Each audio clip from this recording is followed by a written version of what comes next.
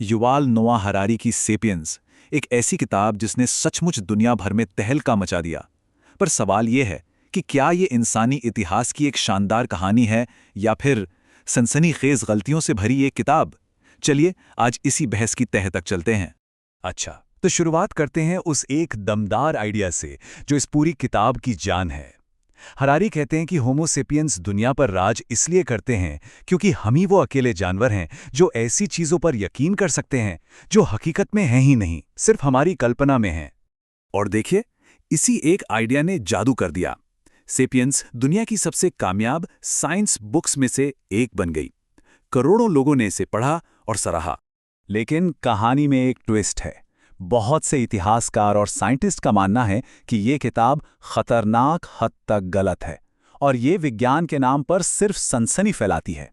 तो फिर सेपियंस के पीछे की असली कहानी क्या है? क्या यह सच में एक क्रांतिकारी किताब है या फिर एक बहुत बड़ा बौद्धिक धोखा? चलिए पता लगाते हैं। हरारी के पूरे तर्क का जो सेंटर पॉइंट है वो है कॉग्निटिव रेवोल्यूशन। उनका मानना है कि लगभग 70,000 साल पहले हम इंसानों ने कल्पना करना सीखा और बस इसी एक चीज ने सब कुछ बदल कर रख दिया। अब इस चीज को थोड़ा और गहराई से समझते हैं। हरारी एक कॉन्सेप्ट देते हैं, इंटरसब्जेक्टिव रियलिटीज। मतलब ऐसी चीजें जो असलियत में मौजूद नहीं हैं, जैसे कानून, पैसा, भगवान या कोई देश। ये सब सिर्फ इसलिए वजूद में है क्योंकि हम सबने मिलकर इन पर यकीन कर लिया है। और यही वो ताकत है जो हमें बड़े पैमाने पर मिलकर काम करने देती है। और बस इसी एक आइडिया को पकड़कर सेपियंस हमें एक ऐसी जबरदस्त इंटेलेक्चुअल जर्नी पर ले जाती है जो सच में इतिहास को देखने का हमारा पूरा नजरिया ही हिलाकर रख देती है। मिसाल के तौर पर हरारी का दावा है कि खेती की शुरुआत यानी एग्रीकल्चरल रेवोल्यूशन इंसानी इतिहास का सबसे बड़ा फ्रॉड था। उनका तर्क है कि इससे आम इंसान की जिंदगी बेहतर नहीं बल्कि बदतर हो गई। खाना खराब मिला, काम के घंटे बढ़ गए और बीमारियां भी फैल गईं। मतलब हमने गेहूं को नहीं पाला बल्कि गेहूं ने हमें पालतू बना लिया।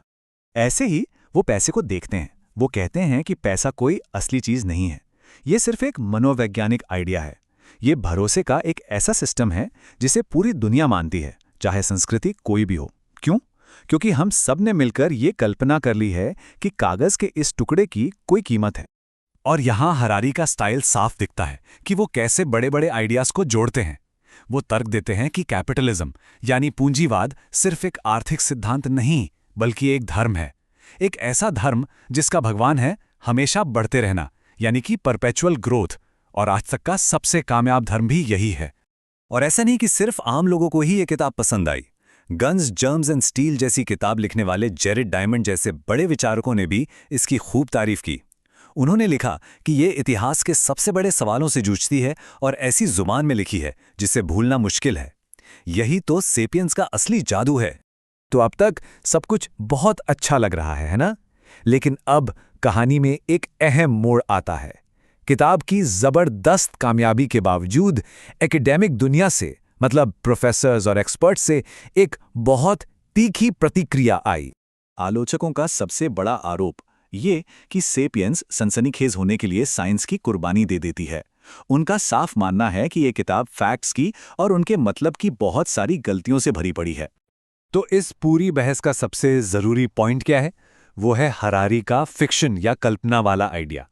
क्रिटिक्स कहते हैं कि देखो, कॉरपोरेशंस या कानून कोई कहानियां नहीं है, ये कन्वेंशंस हैं, मतलब सोच समझकर किए गए सामाजिक समझौते जिन्हें किसी खास मकसद के लिए बनाया गया है।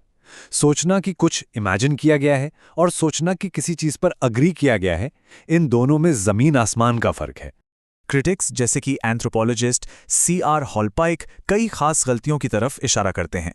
वो कहते हैं कि पुराने जमाने के शिकारियों का दिमाग आज के इंसानों जैसा नहीं था, या फिर हरारी ने एग्रीकल्चरल रेवोल्यूशन को बहुत ज्यादा सिंपल बना दिया, उसके फायदे गिने ही नहीं। और वो ये भी कहते हैं कि हरारी साइंटिफिक रेवोल्यूशन में एक्सपेरिमेंट के रोल को समझने में नाकाम रहे। हॉलपाइक की एक बात इस पूरी आलोचना को एक लाइन में बयां कर देती है। वो कहते हैं, हमें सेपियंस को ज्ञान देने वाली एक गंभीर किताब नहीं बल्कि इंफोटेनमेंट की तरह देखना चाहिए। मतलब इंफॉर्मेशन प्लस एंटरटेनमेंट। और हाँ, उस हिसाब से देखें तो ये एक बेहद कामयाब किताब है। खैर, ये तो हुई इतिहास की बात, लेकिन हरारी के आइडियाज सिर्फ अतीत तक ही सीमित नहीं हैं। वो इन्हीं विचारों को आज के सबसे बड़े चैलेंज यानी आर्टिफिशियल इंटेलिजेंस पर भी लागू करते हैं। उनका मानना है कि हमारी पूरी सभ्यता का जो ऑपरेटिंग सिस्टम है, जैसे किसी कंप्यूटर का होता है, वो है भाषा यानी लैंग्वेज। हम भाषा का इस्तेमाल करके ही तो कहानियां, मिथक और कानून बनाते हैं, जो हमें एक समाज के तौर पर जोड़कर रखते हैं। और खतरा यहीं से शुरू होता है।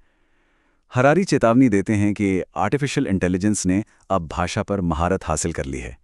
इसका मतलब उसने हमारी सभ्यता के ऑपरेटिंग सिस्टम को हैक कर लिया है। अब उसके पास हमारे पूरे सामाजिक ढांचे की मास्टर की आने लगी है।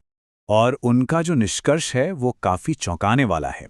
वो कहते हैं कि हो सकता है जल्द ही हम खुद को एक ऐसी बाहरी गैर इंसानी इंटेलिजेंस के सपनों और कल्पनाओं में जीते हुए पाएं। देखा, ये बात आकर फिर से सेपियंस की उसी काल्पनिक हकीकतों वाली बुनियादी बात से जुड़ जाती है। तो अब इस पूरी बहस से हम क्या समझें? एक तरफ है एक ऐसी किताब जो पूरी दुनिया में मशहूर है, जिसने लाखों लोगों को सोचने पर मजबूर किया, और दूसरी तरफ है एक्सपर्ट्स की तरफ से की गई गंभीर आलोचना। तो फिर वही बुनियादी सवाल सामने आता है, अगर इस किताब में वाकई इतनी खामियां हैं, तो फिर ये ग्लोबल फिनोमेनन बनी कैसे? जवाब शायद इसकी खूबियों में ही छिपा है। सेपियंस इंसानियत के सबसे बड़े सवालों से टकराती है। ये 70,000 साल के जटिल इतिहास को एक सरल, दिलचस्प कहानी में बदल देती है। और ये इतिहास बायोलॉजी, फिलॉसफी और इकोनॉमिक्स जैसे अलग-अलग विषयों को आपस में जोड़ देती है, जिससे पढ़ने वाले को एक पूरी तस्वीर मिलती है। आखिर में हरारी हमें एक बहुत गहरे सवाल के साथ छोड़ जाते हैं। वो पूछते हैं, ऐसे देवताओं से ज्यादा खतरनाक और क्या हो सकता है, जो नाखुश भी हैं, गैर जिम्मेदार भी, और ये जानते ही नहीं कि उन्हें चाहिए क्या? और बिल्कुल सेपियंस किताब की ही तरह ये सवाल भी हमें हमारी ताकत, हमारी कमजोरियों और हमारे अनिश्चित भविष्य के बारे में सोचने पर मजबूर कर देता है।